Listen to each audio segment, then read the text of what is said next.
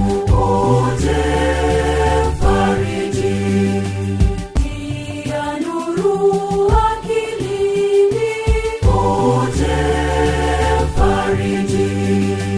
Na upendo mioyoni, uje mfariji. Uje Roho Mtakatifu.